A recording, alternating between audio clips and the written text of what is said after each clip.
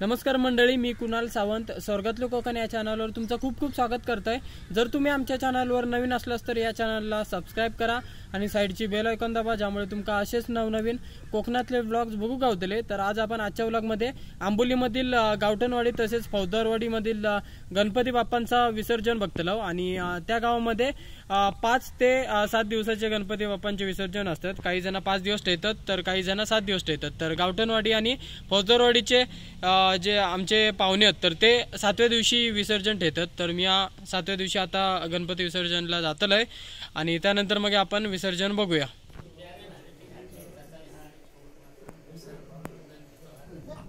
देवा माझ्या गणपती महाराजा मूर्तीची या ठिकाणी स्थापना करून बाळ गोपाळांनी मिळाली ही तुझी 7 दिवस गेली वेगळी सेवा केली आहे। आमच्या अज्ञानपणामुळे सेवेत काहीतरी कळत नकळत या 7 दिवसात चुकापरात झाली असाल तर सगळ्यांना माफ कर। प्रत्येकाच्या मनातील इच्छित मनोकामना पूर्ण कर। घरातील कुटुंबात सुख शांती समाधान धन निवेदी सगळ्यांना उत्तम आरोग्य दी। करणी करतोस खोटा नायक असला तर तुझ्या सुखना दूर करून सगळ्यांना यशाचा मार्ग दी। आज तू आपल्या इंद्रसभेत घरात जातोस, पाठीमागे असलेल्या सगळ्या कुटुंबात सुखी राख आणि पुढच्या वर्षी असोच उत्साहात येऊन तुझी या ठिकाणी सेवा चाकरी करू।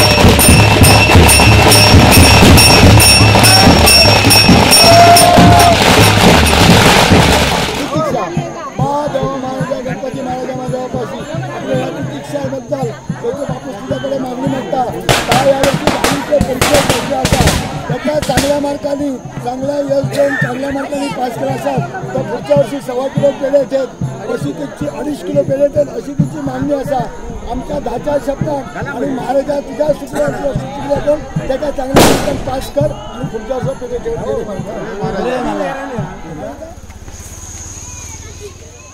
या पुढे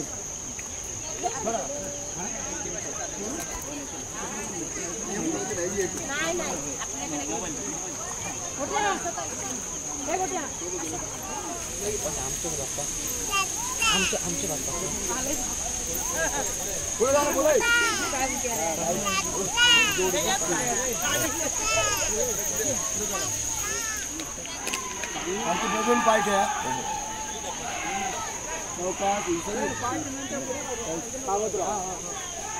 गुंड्यावर पाय ठेवू नको